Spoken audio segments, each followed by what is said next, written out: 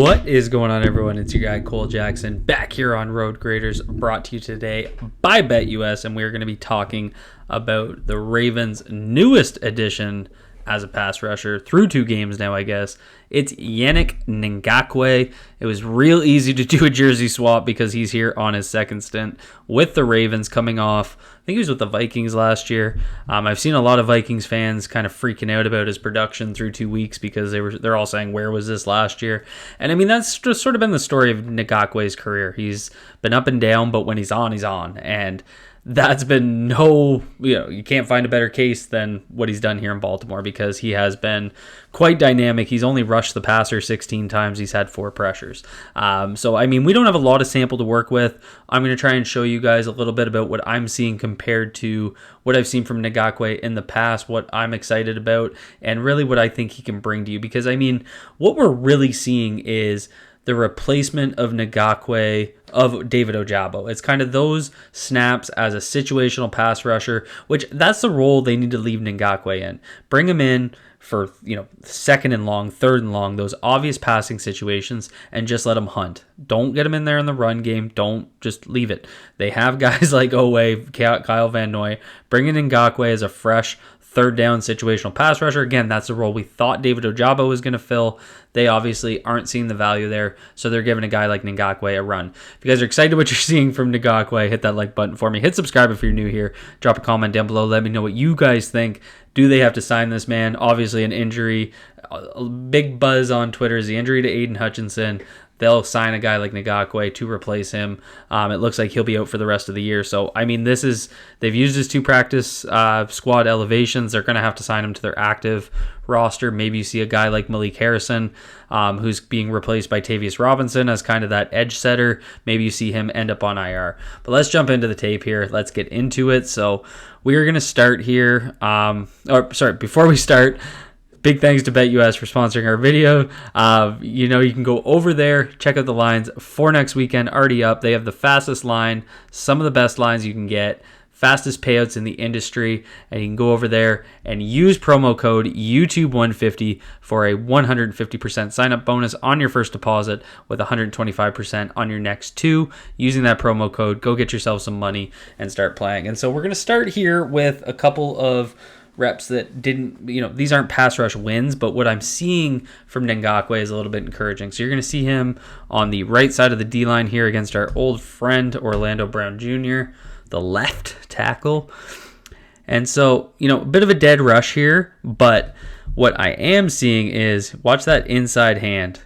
And we're going to see it later in the Commanders game. So you see that left hand line up in there, and he's going to not give up his chest. So this is one issue that Ngakoue's had in his past, where he's got the best cross chop potentially in the league. He's just ridiculous with the cross chop pass rush move, double hand swipes, that sort of thing. But he's never developed that inside pass rush move. And so sometimes when he gets into these dead rushes, he'll give up his chest way too easily. And he does give up his chest a little bit here due to the length of Brown Jr., but that left hand being inside there was encouraging, because I've seen it quite a few times, and what that tells me is, that's a Chuck Smith. It's got his fingerprints all over it, because he's been so good at developing that long arm, and you can see right there as he starts to get that leverage point and drive Orlando Brown Jr. back. So on this rush, it's not important, but through the pass rush battle, what he's able to do with that long arm, how he can branch moves off of it, as we're going to see here soon, as he's able to, show a hand and then do a double hand swipe, that sort of thing, to get a pass rush move. It is super important. So wanted to highlight that, because he will get plays like this where he's back against Orlando Brown Jr. and he'll give up his chest a little too easily. So that's kind of what it looks like, right? This is what I remember a lot of on some of his losses. So you can see right there, he's trying to knock his hands away, but he's just giving up his chest. You see right there at that point, he's giving up his chest, and it's just way too easy to block. So obviously he hasn't completely fixed it, but I am seeing a tendency, because you're going to see it again here in the Commanders game. He's on the left side of your line against the left tackle again. You're going to see it again. Boom, there's that inside long arm, and he's going to get a little bit of a bull rush penetration there. And so it's not so much these rushes that should give you encouragement. It's the fact that he's showing development in using that, and how that can set up other pass rushes. And so now we get into the good stuff, some of the very dynamic wins he's had. So he's against the right tackle. Cody Ford came in. Who got hurt?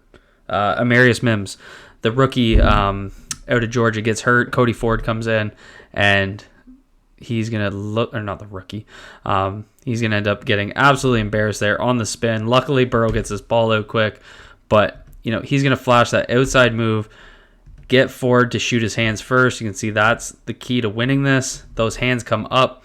First of all, hands are way too high. Those hands need to be low.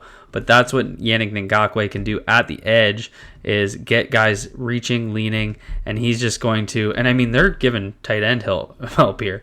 And so he's going to spin inside both guys and get that QB hit on Joe Burrow. God, I love seeing Joe Burrow get smacked like that. Absolute bam. And so that is, this is just great to see from Yannick Ngakoue, because, it shows anticipating the rush, get those hands up, and then rather than him giving up his chest, which I'm just so used to, he's going to get Ford to shoot his hands, and he's going to make a spin on him and then get in there. So just to see the type of pass rush variety move, beautiful to see. Now we're going to get, again, in the Commanders game, we're against the left tackle again, and we are going to cross chop. Of course we are. That's how he has like 80% of his career sacks. So this is just this is what he does so well in his career. So he's going to work upfield, get that 45-degree set coming out to him. As it does, he's going to attack that outside hand to be able to create that short corner right there. And he's just going to push that hand down and turn the corner. And this is, I'm not kidding when I say about 80% of his sacks have come off this pass rush move. Just so good at bending that edge when he's able to get it, but really getting out there and timing right there to push those hands away and create that short corner. And that's really what it's all about.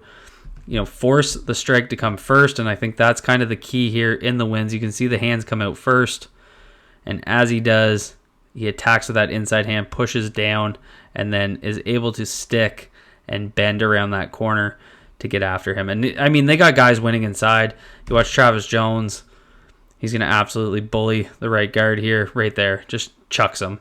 Matabike wins too. So, I mean, this Jaden Daniels was getting sacked by somebody, but Ngakoue looked pretty good there. Now we're going to get a double hand swipe, I think it is, on this one. No, he's going to come inside. So this ball comes out real quick, but you can see right here, same kind of concept. Those hands shoot, and he cuts back inside. And he had a lane right there at Daniels if that ball doesn't come out. You can see the left guard reach in there because of, he felt that inside wind. And so Ngakoue is going to attack upfield. And again, he's going to get those hands to shoot right there.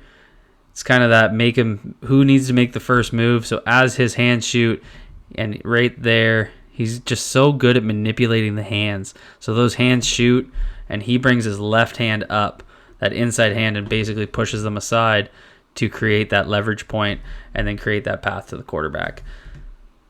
So luckily he lays up there, doesn't make the hit, ends up tipped at the line, but that's one of those plays where if Daniels has to hold, I believe this ball's got to be what? See, snap 1 Mississippi, 2 Mississippi. Yeah, so it's out in about under 2 seconds. So it's thrown too fast for a pass rush to get home, but that's a clear win right there. He was getting after him. Get in here again against the left tackle. We're lined up on the left side of your screen, and then that inside stunt move to get that pressure.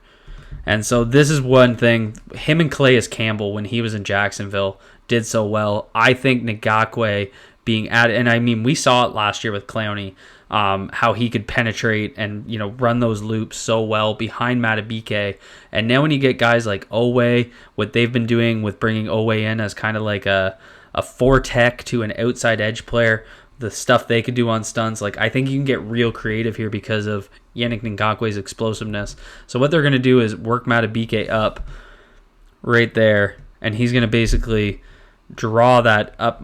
He's supposed to be picking here, but Ngakoue is going to cut inside, and again, he just gets those hands off of him, right? So this is going to be kind of the constant thing. The hand shoot, can't see a good angle of it, but that hand, you can see it swipe through right there just to get those hands off of him. And this is that almost pick that I don't know how our Darius Washington drops at. But again, this is how the pass rush can lead to great outcomes, even if it's not a sack. But that inside cut move, Yannick Ngakoue getting after the quarterback, should have been a pick right there. So those are the things I think Ngakoue can bring you. I don't see how he's not on the 53-man roster this week. I don't know what maneuvering they're going to need to do to get there. Again, I think it's likely you see a guy that's been hurt like Malik Harrison, maybe end up on IR of some sort, with Tavius Robinson taking over that role as kind of the edge setter and then looking elsewhere for that depth linebacker, because I don't think anybody wants to see Malik Harrison out there as linebacker in space anymore. So, get out there, let Tavius Robinson be that edge setter for you and kind of be in that old last year Malik Harrison role, and let's get Yannick Ngakoue in here to be that third down situational pass rusher. Keep him fresh, send him after the quarterback. Drop a comment down below, let me know what you guys think. Hit that like button if you enjoyed this breakdown, and hit subscribe if you're new here.